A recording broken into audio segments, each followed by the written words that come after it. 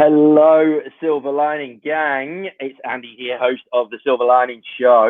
I think it's evening. It's evening? Afternoon. It's afternoon, evening. Afternoon. Good afternoon to you all over in Australia. Good morning if you are awake to those of us in the UK. I'm with someone that I've been really looking forward to having on the show for a little while now, because Lindsey Leigh Hobson is someone that is focused very much on how youth can really sort of engage with the way that the world's running, and how they can forge their own paths moving forward.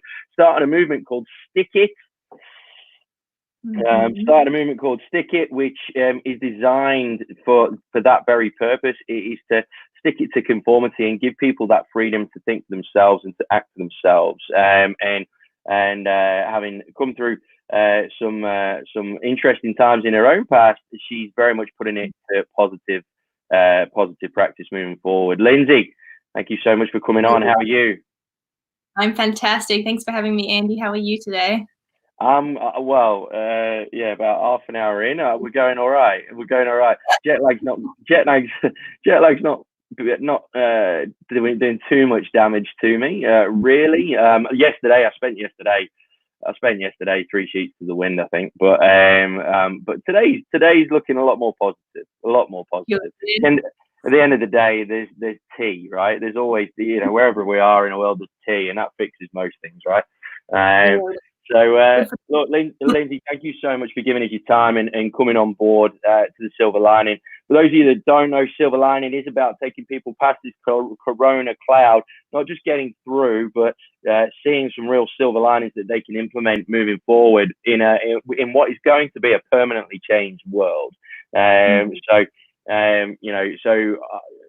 I'm sure that you will have had some really different conversations from what you normally have. But before we kick off with all of that, give us the MO, human first, professional second. Give us the MO on who Lindsey Leigh Hobson is, a bit of a background on yourself, and how you've ended up getting to where you are now. Yeah, so I'm 28 years old, and this is my attempt at a coaching business. I grew up as, in a nutshell, an only child, and my parents got divorced at 11, and it just completely changed the way that I viewed the world. And growing up, I had a lot of anxiety as well. And when you put those few ingredients into an only child growing up through her teenage years, you get basically a pressure cooker of not goodness. And so from there, during my teenage years, it just continued to build up, and it was not the most fun until I got to a place in my life where I was starting to make some really bad decisions, and I felt completely trapped. And basically since that point, I've been my entire life, whether that's professionally or personally, on a mission to prove that you were never trapped in life as you feel like you are. And that's how Stick It came up. And Stick It's only been around for about 6 months. My first coaching business I did a little bit, and I was a beauty therapist, and I've been in marketing as well, like you, for 7 or 8 years as well. So it's just all come together into this one thing. But it's been an interesting life, and COVID has thrown me a few curveballs. But you know what? I'm loving this whole tracky workwear. It's really, really growing on me. I haven't got out of it for a very long time now. Look, I was the opposite, right? I tried to do a group Zoom meeting, and I thought, you know what? I'm not going to go completely trackified. I'm going to go a little bit track. I'm going to go use reporter style, bottom half trackies, top half professional. That way I can be comfortable but still be good. And I couldn't get my head around. It's like my body had told me 2 different things, and I'm like, hold on, Andy, you're supposed to be coming. Whoa, really? You're not allowed to say that in a professional. I was like, whoa, Andy, just can't. Whoa, donkey. So I actually found it the opposite. I can't. My brain, I don't know what it is. I never thought my mind would anchor itself to things like that, to physical things like that, but it really does. It really does for me. That's a new thing that I've learned, especially, is I never thought that I needed routine. Like, I'm a lover of chaos, right? So I never thought I'd need one. But hey, who knew it? Even Andy needs it. Even I need a bloody routine at some point or another. Like, this morning, like like I said, I'm in the UK now, and literally no one in Australia is going to see me personally, properly. I could wear whatever the hell I want and do whatever the hell I want, but I still find myself needing to put the shirt on, put the suit trousers on, all that sort of stuff, just because I knew my mind wasn't going to be right for you if I didn't do it. Interesting thing.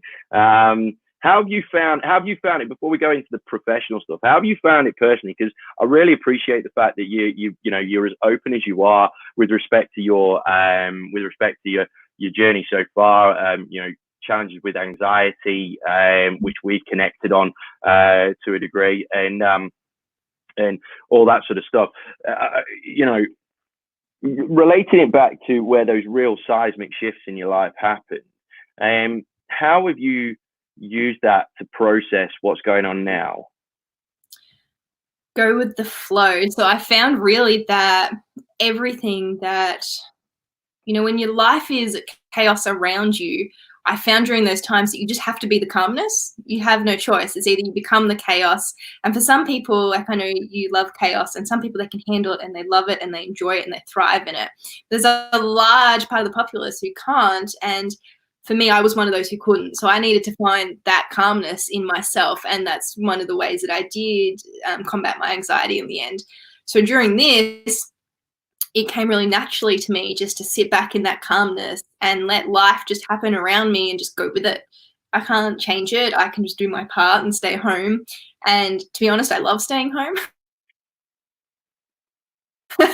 And I get more done when I can just sit in my trackies and my bed socks and my cup of tea or coffee. Most of the time, I'm a coffee drinker, and just let there's a lot of people out there who are scared right now and anxious and freaking out. So just let that happen and know that I'm that calmness for them. And I've just got all of that from everything I've been through. It's just how I managed back in the day. So I didn't find this like a brand new challenge I needed to overcome. Once the dust settled a little bit in Australian businesses and for Australian youth as well in particular, because we were a little bit slower here than everybody else to start picking up on it. It was once that dust settled, I could see the lay of the land, and I just sat in that calmness, and I have been ever since, and living in my trackies. Living in your trackies. Very good. Have you noticed, I'll ask your opinion on this. Have you noticed, from your own experiences, some real parallels between how you reacted and acted when you went through that initial phase to how society is acting en masse, as like a generalization? Do you think, have you noticed and observed some real parallels between those experiences? Yeah, and I am, as you were, generalizing when I say this, but what everybody's experiencing now is, in essence, just the day in the life of someone with anxiety. They're feeling out of control and fearful and not knowing what's going to happen to the next minute to minute, or not know how that's going to impact them long term. And then they're worried about the things they did yesterday and if that's going to impact them now. They went to the supermarket. Did they remember to wash their hands? And all those little things. And you know what? Welcome to the daily life of someone who suffers from any form of anxiety. That's what it's like, only it's over different things. So there's massive parallels, and suddenly the playing field has been leveled in so many ways, which isn't a good thing necessarily, because everyone's feeling off balance and scared, and that energy is being put out there, and the people who don't usually get anxious are feeling more anxious than normal, and it's a little bit stressful for people. But there is a lot of parallels. It's sort of like, welcome to what I was experiencing for 16 or 20 years, I should say, and what so many people experience every single day still. That's what it's like. So it's almost like a taste of what we've been trying to explain. Because unless you experienced it, you wouldn't have any idea the implications and how it can throw you off and how it can change your life. But that's it. That's exactly what it's like.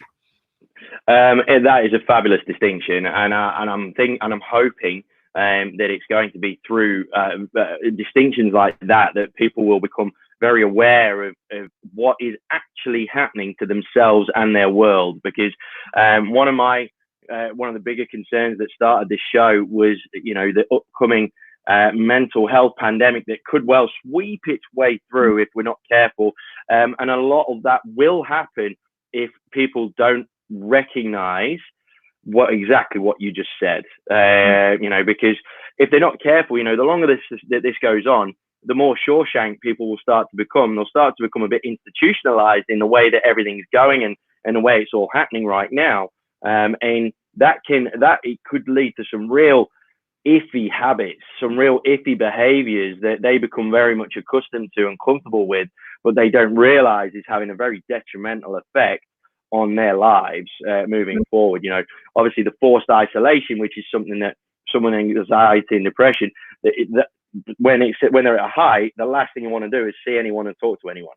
And that is being thrust upon us by this isolation stuff, right? So I think it's very, very crucial that for those of us that have gone through it, that are comfortable vocalizing their experiences and putting it out, I think it's really important, and especially how you just put it just then. I think that is probably the best. It's better than any way I've managed to vocalize it up to this stage. It is literally welcome to our world sort of thing. It's a VR sort of goggles on, in that, absolutely wonderful way of putting it. So, no, brilliant. And that's definitely something that we're going to take away from today already. The value in that is beyond measure, I think, in the context of where the world could go. Now, I want to talk about your focus on youth and on younger people that are looking to forge their own path and find out who they are and what they're about and all that sort of stuff. Tell us a bit more about Stick It.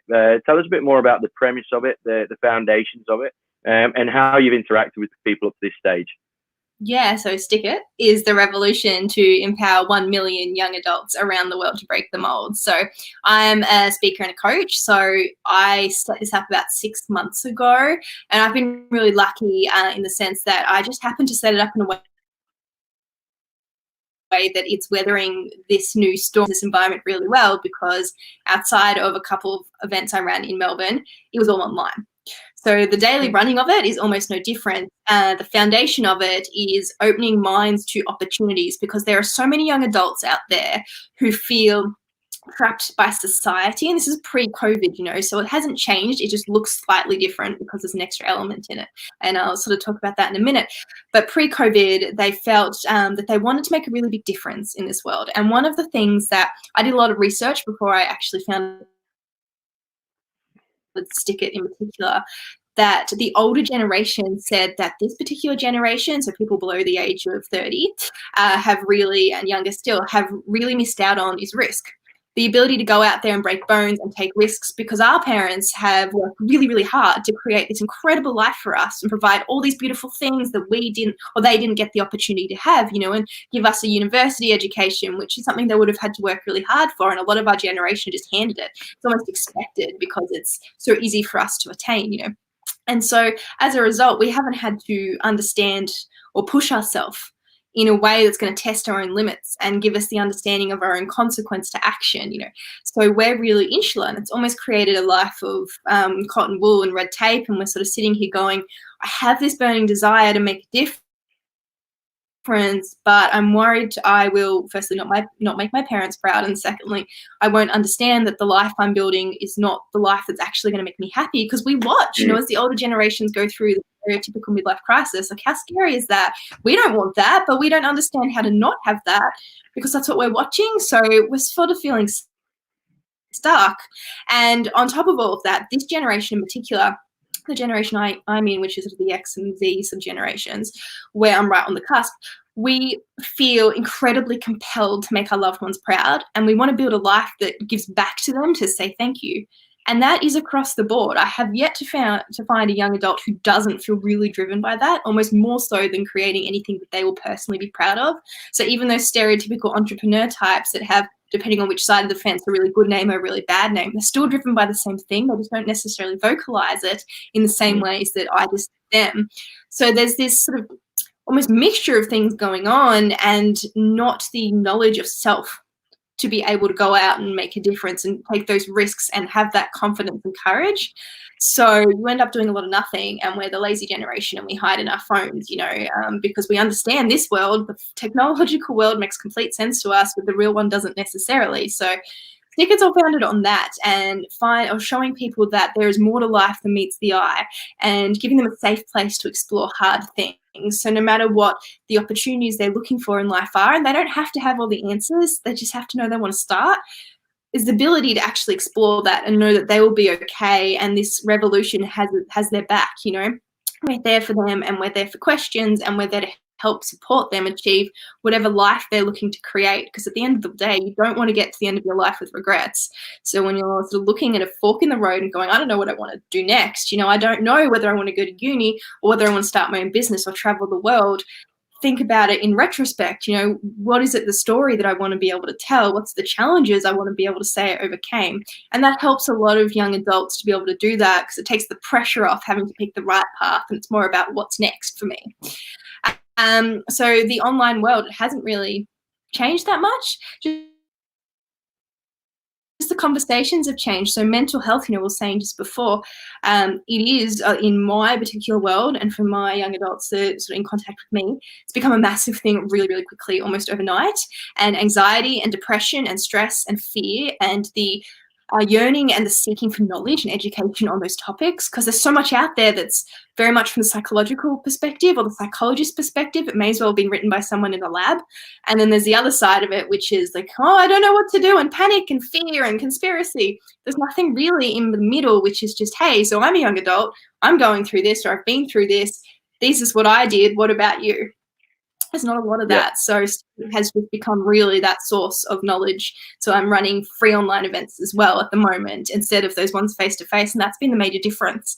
Conversations changed a little bit because we don't have the luxury to sit on the fence anymore. That's the other thing. Like, none of us do. We often, you know, as a human society, we sit here and wait for the perfect environment to make decisions, and we don't have that right now. We've been swayed either way. It's a quick decision is a good decision. Now the shock and the paralysis has begun to wear off. And so before, where we could have gone, oh, maybe now's not the right time, we're making decisions and we're doing things quick, because that's what we need to do right now, or perceive what we need to do right now to overcome that mental health challenge and to survive financially through this time. So much gold you just spouted out then in such a short space of time. Amazing.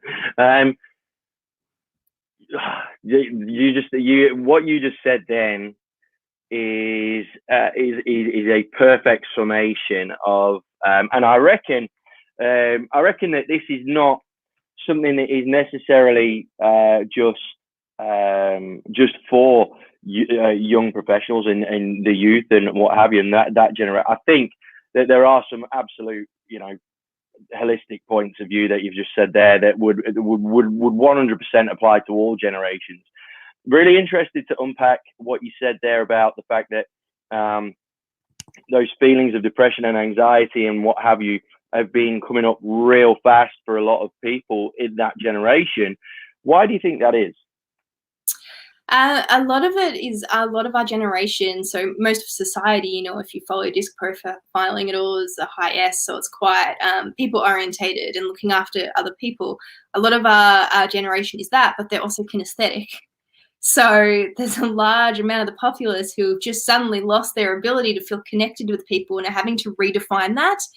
But being able to put that into words, if you haven't done a lot of personal development, which a lot of our generation have done a lot of business development and academia, but not necessarily a lot of personal development, being able to put that into words is difficult. So they've lost the ability in their eyes to connect with other people, and they're needing to redefine that. The things that they perceived as valuable and sort of filled their love cups and their love languages is all different now. You know, believe it or not, you know, there's probably a lot of people out there who think that we in particular are motivated by our phones and by the likes we get. And yeah, that's an addiction we can get, but that's just a world we understand. It's not how we feel valuable or feel loved. So suddenly there's a lot of our core pieces and foundations as humans taken away. So anxiety, if it wasn't there already, is coming up. And there's also, you watch other people freaking out online, because we're all turning online more, you know, doing things like exactly what you and I are doing right now, chatting about things we wouldn't necessarily. So people are jumping online, but then they're also, it's just this distance literally is making a big difference to people. And I think it's just highlighting what was already there. I think my experience with chaos back, you know, in my personal life from family matters and stuff is during the chaotic moments and the moments that are the worst, that's the time when you really learn what's important or not. And so it redefines the rules for what's going to happen next back in normality. Exactly as you said, life is going to be different after this, and it will be. And so we're just redefining those rules. And with that comes a lot of uncertainty. And I always use the phrase in my life, the dust has to settle, and that's what's going on. And so people are feeling anxious about that because there's just a lot of energy in the air, and people that were anxious already are feeling a lot more anxious. And depression, this is like the breeding ground for depression, being stuck in your own home, unable to leave, unable to do, depending on your living circumstances, a lot of exercise. The things that cause depression, it's what we're having to do right now. So it's just coming up a lot more, I think. Absolutely. Yeah, absolutely. I think, the thing that concerns me when it comes to those in that sort of sub 30 generation, when it comes to professional side of things in business and what have you, a lot of the focus on from that group of people, because of obviously technology, is pace and volume and being able to do things like this, right? And to a large extent, consumer bases have become very much accustomed to accepting service in that order of value, convenience, speed, before anything else realistically when it comes to the, those things, that those filters that they judge your value on. Now, I believe that there's definitely a shift happening. Myself and Chris Hall spoke about this yesterday. That there's a definite shift happening with respect to how consumers are judging value of service, and how consumers are judging what's worth spending money on, because obviously money's become a lot tighter, right? So therefore they are making much more conscious decisions around what they are spending their money on. Do you think that with that shift happening, that there is a greater need for adjustment and adaptation in that younger generation, because they have been so used to just delivering based on pace, because that's what consumers have been asking for and wanting and what have you. And now all of a sudden it's become a bit more of a process to execute a sale or a deal or a product sale or whatever the case may be, because of the fact that everybody's all of a sudden become a lot more dollar conscious. How do you think that, what are your thoughts on that sort of change in value proposition that's coming through for consumers?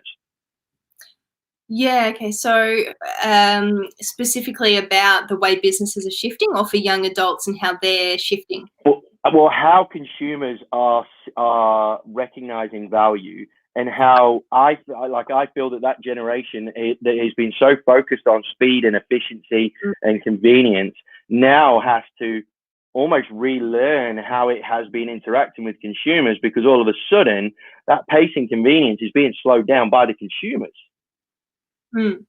Yeah, and to be honest, in my particular business and in my sort of part-time marketing role that I still have, it hasn't been too much difference. So the pace and everything amongst my target audience is the same, and they're not expecting or having to think about it too much more or anything like that.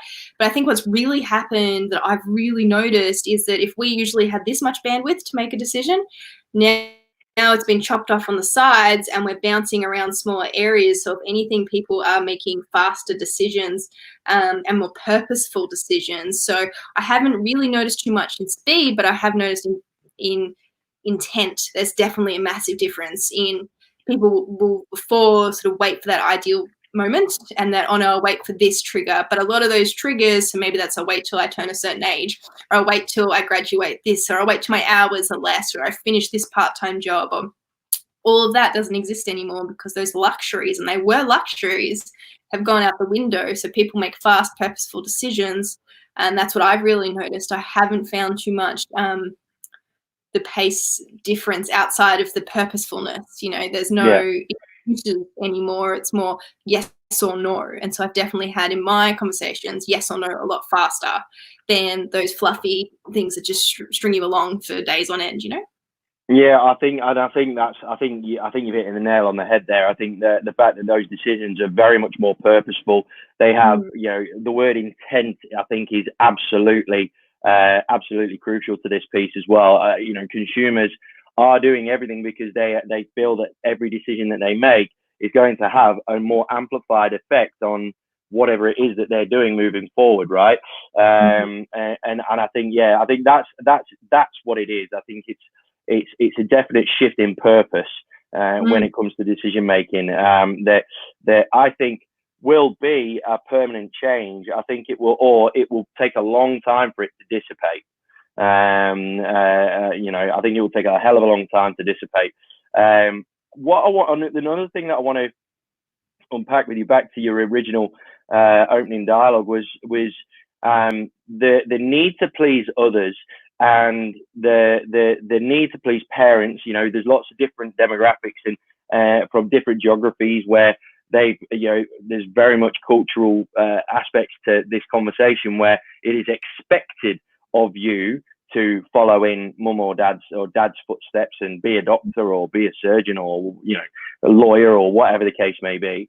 I'd love to unpack that a little bit more. How do you feel that dynamic has changed? Just going off the conversations that you've had so far with people that are having these sorts of concerns, how do you feel that has changed for those people? Do you feel that there is a greater need now, or do you feel that there has been something of a freedom that is being granted to those people? It's almost too soon for people to tell at this point in time. So I'll be really interested to see which way it does go, because a lot of people are still in the midst of it, trying to understand the chaos that they're in, you know, and that their lives are in. I'll be really interested to see when businesses start coming back online and things go back to regular schooling and not homeschooling, how people go. And I think it's going to really polarize people. This is what I suspect will happen, but right now it could go either way. I think there'll be the people who go, I'm so much clearer on what I want now, and it's not that, and so I'm going over here, and be much more purposeful with it and almost blinders, which I think is a good thing, you know, especially if you're taking feedback every single day about yourself and correcting your course as you go along. I think taking a stand on anything is better than not taking a stand. But then there'll be the other people who go, wow, I just value the people in my life so much more now, and I'm so grateful we all got through this, and I just want to make them happy, and who will take up the family business or will, you know, buy the house and settle down and have kids that their families want of them, you know, because that's their gratitude for that. But I think it's going to come down to values, whatever happens individually during this time, and what the land looks like on the other side of this. Right now, we don't know how the world's going to change too much, but we know it's going to be different. That's the one thing we do know. So I suspect there's going to be very large amounts of people on either side of the camp, and very few who go back to exactly what they were doing. Brilliant. I think that's a really good observation, and I reckon that both will happen. You know, to that point of what you were saying about the polarization, I think you will definitely see both happening. I think that there will be no grey. I think a lot of grey is getting taken out of the game of life right now, because people have been forced to become a little bit more clear about what it is that they are about, who they are, and what they're going to be doing moving forward. I think that's very much going to be a lasting scar moving forward. Are you there? Are you there still, Lindsay? You there, Lindsay? Sorry guys, it looks like we've just lost Lindsay for a second there. I was watching the BBC News and they were copying this all day yesterday. So these technical things are things that can happen. Let me just bring her back on, see if she's there. Guys, what Lindsay was saying there is absolutely spot on. At the end of the day, and it's exactly what I was doing when I was. Oh, she's gone. She'll come back. What I was doing on the plane when I was coming back to the UK was I ended up. I'm not a big person for writing, but I ended up doing a huge brain dump with everything that was going on in my head, and a hell of a lot of that with no intention whatsoever. A lot of that gravitated towards what my purpose is, defining my own purpose. Here she is. Sorry, I don't know what happened with technology. Look, I was just saying before, I was BBC News was on over here, and even the mothership of the BBC was copying this like every 10 minutes. So, if they're going to copy it, then we're, big time. Like they were trying to do shows, and it was just so clunky and amateurish, and in a lot of ways, really kind of heartwarming. To be honest, it was kind of like, you know what, they're copying it too. Yeah. You know, This is us. to put it for anybody, any sport lovers, it's just like the sports analogy when you see a professional golfer stuff a shot up royally, and you go, yes, they are human. It's all right. So, I was just saying before, like, you know, while you were coming back online, talking about clarity and purpose, it was actually what we were saying offline before we started about what I was brain dumping on the plane was a hell of a lot of it was around the topic of purpose. And I didn't mean for it to go down that way. I didn't mean for it, but that wasn't what what I started writing about. But that's where it ended up going. And I think that is going to be absolutely critical. I think, and I'm not saying that this is going to be a destructive or whatever. I think it is something that society needed to go through at some point, right? You know, what on earth do you stand for? Like, what do you value? You know, what is important to you? You know, no need. You know, the need for acceptance and conformity and so on and so forth, which is thrust upon us to a degree by social media. It's not social media's fault, but that's just been a byproduct of it. You know, I think that piece of needing to understand your purpose is absolutely something that it's like a band-aid. It needed to be ripped off, and I think it needed to happen.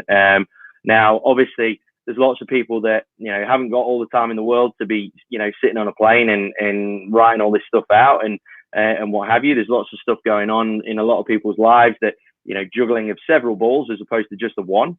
So, you know, with that, I wanted to get your take on how that younger generation, those that haven't necessarily got kids or anything like that yet, how are they processing that extra time? Like, are they panicking because all of a sudden they haven't got a day filled, or they don't feel like they've got a day filled, or you know, they're realizing that, oh crap, I was really spending quite a lot of time on social media, wasn't I? Like, how are you finding their observations when it comes to time and whatnot?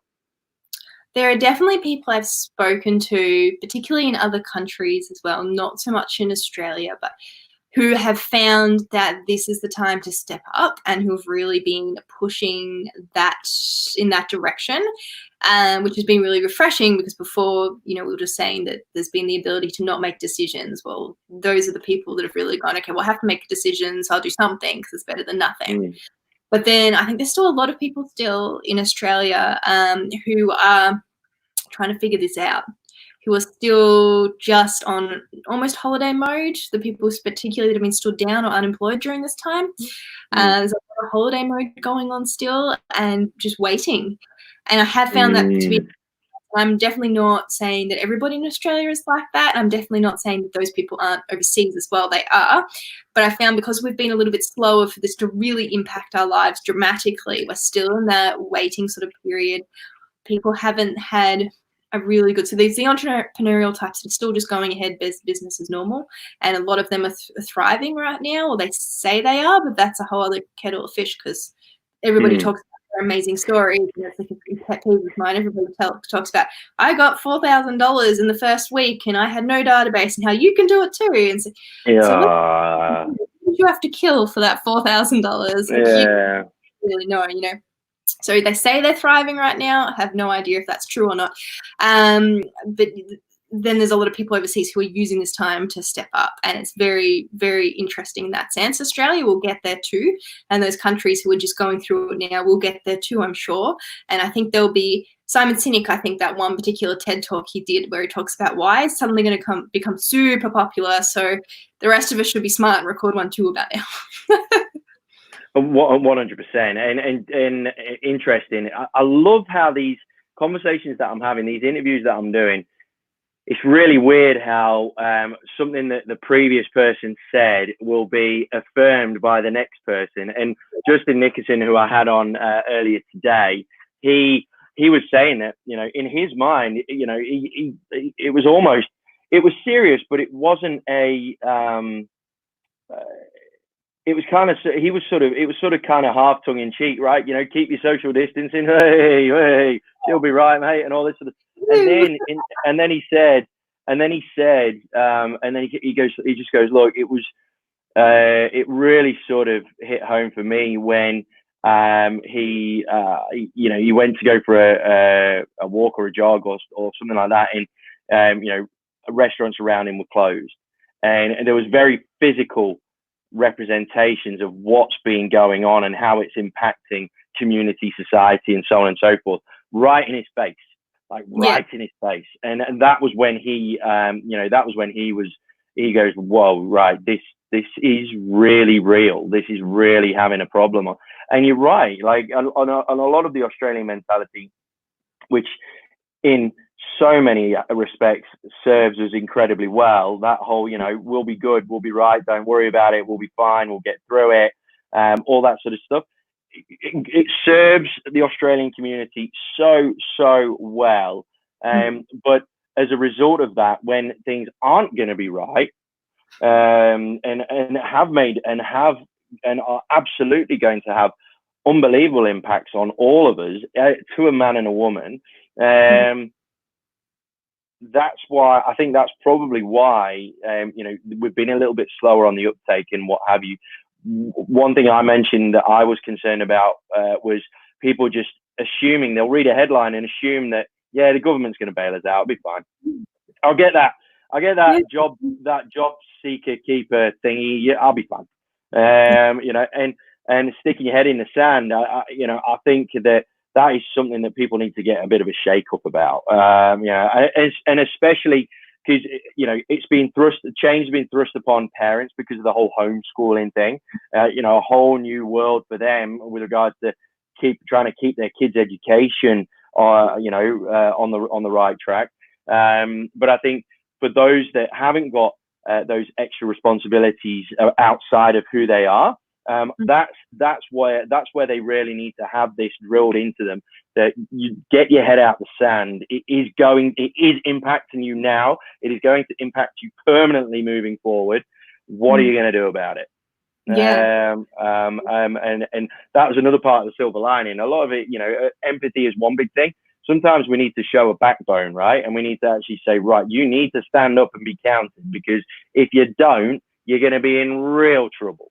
And you don't want to be at the back of society when the dust does settle, because when it does settle, people will feel that this is the new normality, and they will get into that pace. And if you aren't on pace with that, and you get left behind even further, then you're going to be dealing with some serious challenges financially, mentally, spiritually, you name it. You're going to be copping it in a big way. Do you reckon that's not too harsh? Do you think that's fair?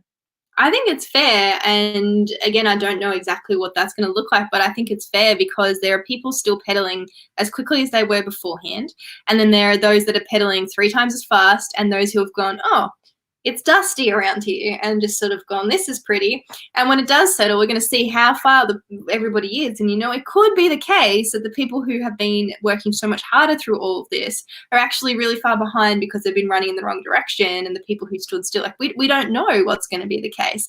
But the fact of the matter is, I think it's really fair. When the dust settles, it will be different. Nobody knows how different or in what ways. And it'll be a different ball game. And I think the people that I actually had a really interesting thought the other day, a couple of weeks ago. The people who get through this time the best, so in the best position no matter what at the other end, are those with the highest level of creativity, because they have a unique way to look outside the box, and they see a piece of paper and they see opportunity, and they see all these things that someone like me who's not creative could not see whatsoever. I go, well, that's a nice A4, maybe sparkly white, shiny white, I don't know, piece of paper. And they're saying, I can see this landscape. I'm like, really cool. Like, that's impressive. Those are the people who are going to be the best on the other side of this, no matter what, because they'll be able to be thinking of the ideas that those without the creative gene or the creative sort of skill set right now aren't thinking of. But they'll also see or be able to connect the dots when the dust has settled the fastest, and do what needs to be done to grow into something really beautiful in that new landscape. I think no matter what, people who are creative, so if you're not creative like me right now, I'm working really hard at amping that creativity up and just flexing those muscles in my brain, because it's a muscle at the end of the day, right? It's just a skill set.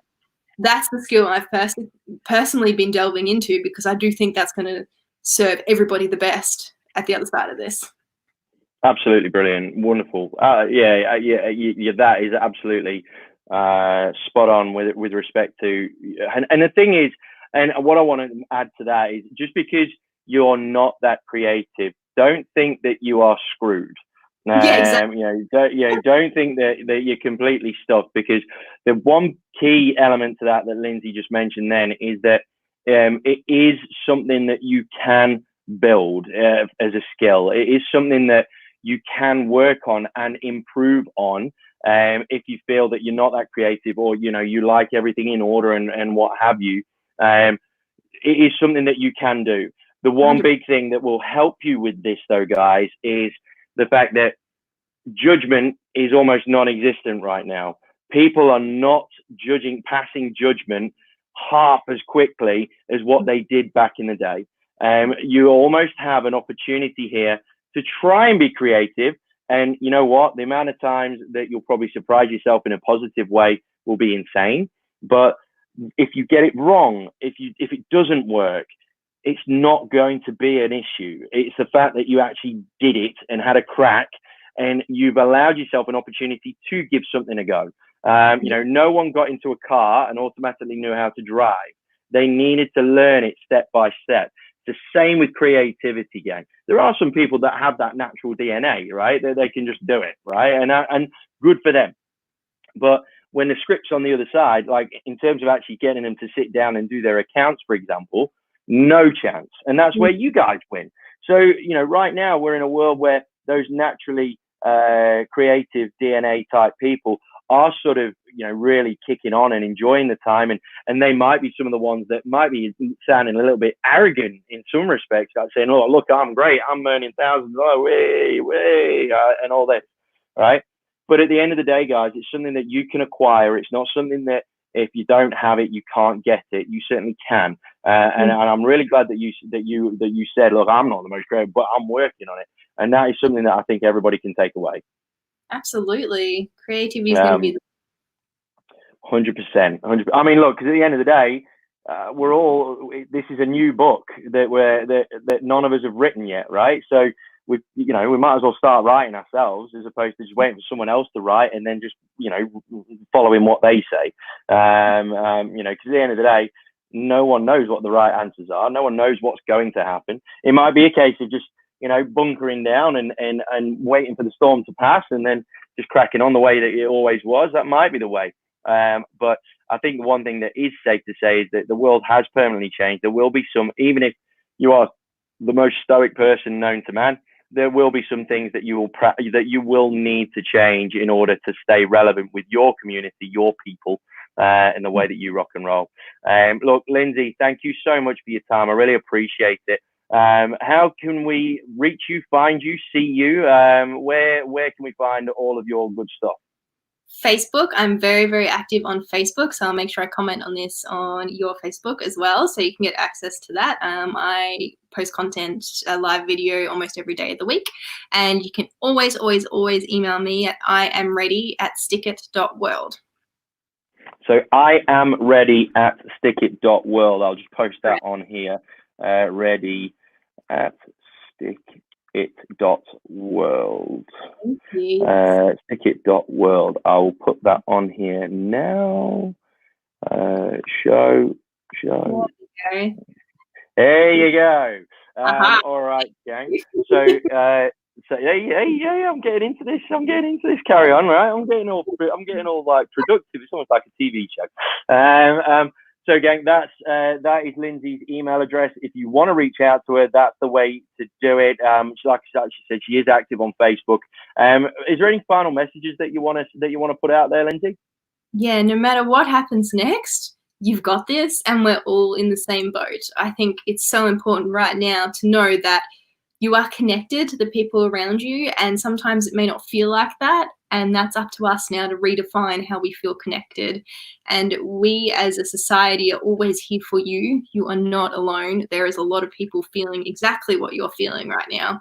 No matter what, reach out and ask the question, or put your hand up and say, I'm looking for some help and support, because you're not alone. wonderful way to end, and I could not agree more. Lindsey Leigh Hobson, thank you so much for your time. I really, really appreciate it, value it, and for those guys, if you missed her opening monologue to this entire conversation, go back and listen to it, because the amount of absolute fire that this young lady has just spit is incredible, and so incredibly relevant, whether you are sub 30 in a younger gen or not. Irrespective, you will 100% get value from what Lindsey said earlier on in this piece. Lindsey Leigh Hobson, thank you so much. You take care, look after yourself, Thank you. And make sure you keep sticking it. All right, Everyone. take care. Bye.